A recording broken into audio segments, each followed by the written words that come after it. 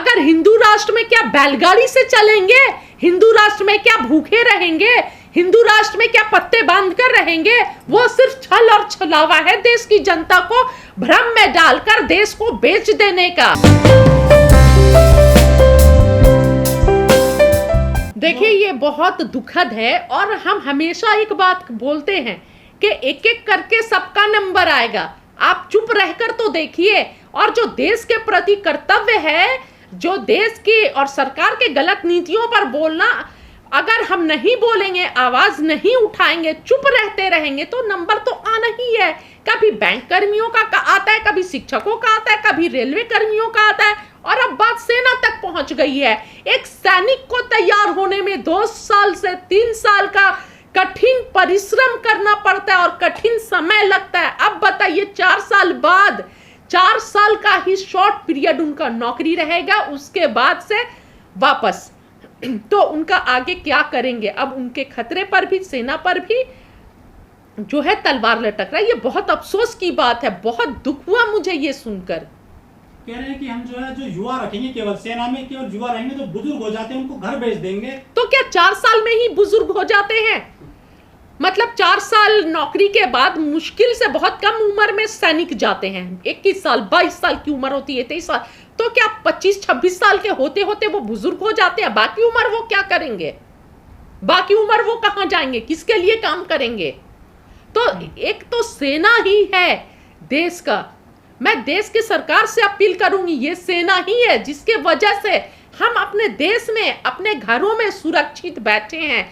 और आप जो सरकार चला रहे हैं, ये सेना के बदौलत ही सुरक्षित सरकार चला रहे हैं। सेना के साथ छेड़छाड़ मत कीजिए, सैनिकों के साथ छेड़छाड़ मत कीजिए, ये अपील है। कदम बता रही है इसको, मीडिया बड़ा कदम बता रही है। देखिए मीडिया तो, अब मैं बता रही हूँ, वो मीडिया देश की मीडिया नहीं है।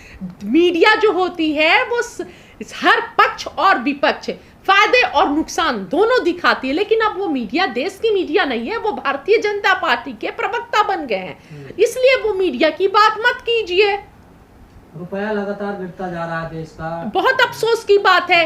78 रुपीज हो गया $1 का, बहुत अफसोस की बात है। कहाँ जा रहे हैं हम? और महंगाई देखिए इतनी ज्यादा, श्रीलंका के साथ क्या हुआ है अभी एग्जाम्पल है हमारे सामने। हमें सचेत हो जाना चाहिए। देश के युवाओं को रोजगार नहीं मिल रहा है, और ऊपर से रोजगार तो दूर की बात है, महंगाई इतने 7वें आसमान पर। हर रोज महंगाई बढ़ रही है। पेट्रोल का दाम, डीजल का दाम, रसोई गैस का दाम और खाने पीने के वस्तुओं का दाम, कोई भी चीज ऐसी नहीं है जो सस्ती है, सिवाय नफरत और नफरती भाषण को छोड़कर। यही सबसे सस्ता हो गया है, आसान हो गया है, ये कहीं भी आपको मिल जाएगा, और बाकी सभी चीजों को महंगा कर दिया गया है। तो क्या हिंदू राष्ट्र में महंगाई होगी क्या? देखिए ये तो आने वाला वक्त बताएगा कि क्या होगा और नहीं होगा, पर श्रीलंका हमारे सामने है। श्रीलंका को देखकर हमारी सरकारों को सीख लेना चाहिए। और ये हिंदू मुसलमान ये सिर्फ सरकार की पॉलिसीज है, साजिशें हैं, ताकि देश को उलझा कर रखे, देश के नागरिकों को हिंदू मुसलमान में उलझा कर रखे, ताकि सरकार से सवाल ना कर सके। और जो मेन मुद्दा है, महंगाई का मुद्दा है, बेरोजगारी का मुद्दा है, वहां पर देश की जनता का ध्यान ना जाए, युवा जो है वो सवाल ना करे, नौकरी ना मांगे। इसलिए ये सब में उलझा कर रखना चाहती है सरकार। देश तो हिंदू राष्ट्र की तरफ बढ़ रहा ना। देखिए देश कोई भी राष्ट्र के तरफ बढ़े, लेकिन देश में खाने के लिए होना चाहिए, युवाओं के पास रोजगार होना चाहिए, महिलाएं सुरक्षित होनी चाहिए, सस्ता डीजल और पेट्रोल होना चाहिए। अगर हिंदू राष्ट्र में क्या बैलगाड़ी से चलेंगे, हिंदू राष्ट्र में क्या भूखे रहेंगे, हिंदू राष्ट्र में क्या पत्ते बांध कर रहेंगे? वो सिर्फ छल और छलावा है देश की जनता को भ्रम में डालकर देश को बेच देने का। जयबा जी, मोदी सरकार ने कहा था कि हम हर साल 2 करोड़ लोगों को रोजगार देंगे, लेकिन उन्होंने कह दिया कि हम 1.5 साल में सिर्फ 10 लाख नौकरी दे पाएंगे 2024। देखिए जैसे हर साल 2 करोड़ प्रतिवर्ष युवाओं को रोजगार मिला है, वैसे ही 10 लाख रोजगार मिलेगा। ठीक है, जैसे इससे पहले वाला जो आह्वान था, सरकार ने बोला था कि 2 करोड़ युवाओं को रोजगार प्रतिवर्ष मिलेगा, ये भी 10 लाख युवाओं को रोजगार भी उसी जैसा है। वैकेंसीज निकलेगी, युवा जो है पैसे लगाकर फॉर्म भरेंगे, एग्जाम का डेट आएगा, एग्जाम्स होंगे, पैसे लगाकर सेंटर पर जाएंगे युवा, उसके बाद से फिर पेपर लीक हो जाएगा और सब कैंसिल हो जाएगा और सरकार के खाते में पैसे भी चले जाएंगे विधायक को खरीदने के लिए, और बनी हुई सरकार, लोकतंत्र की बनी हुई सरकार को गिराने के लिए पैसे भी आ जाएंगे। क्या आपको भी लगता है कि नोटबंदी से जम्मू कश्मीर में पत्थरबाजों की कमर टूटी, माओवादियों की कमर टूटी, नक्सलवादी की कमर टूटी? वाकई में देखिए, अभी जो हो रहा है वो तो देखकर समझ में आ गया होगा देश को कि कितनी कमर टूटी। नोटबंदी जो थी सबसे बड़ी भूल थी सरकार की, कुछ भी नहीं हुआ, यह सिर्फ एक जुमला था और कुछ नहीं। देश की जनता को कतार में खड़ा कर दिया गया और हजारों जनता मरी, और देश का सबसे बड़ा भूल था नोटबंदी। लेकिन मोदी सरकार बड़ा मिनिस्टर ऑफ मानती है उसको कि 370 धारा हटाई जम्मू कश्मीर से। देखिए, वो अपनी कोई भी नीति को, पॉलिसी को गलत तो नहीं मानते हैं ना।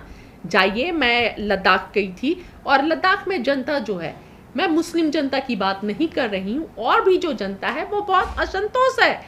मैंने पता किया जैन धर्म के लोगों से और भी लोगों से, सब बहुत असंतोष फैला हुआ है कि नौकरी नहीं है, उनका कोई विकास नहीं है, और झूठ का सब बहकावे में आकर सब लॉलीपॉप दिया गया है और कुछ भी नहीं है, सब परेशान है। लेकिन युवा तो शोभा यात्राओं में जाता है बड़ी पैमाने पर। देखिए, शोभा यात्रा में जो जाते हैं वो तो जाएंगे ही बड़े पैमाने पर। देश को उसी तरफ ढकेला जा रहा है कि धर्म से ऊपर उठकर देश के युवा कुछ ना सोचे।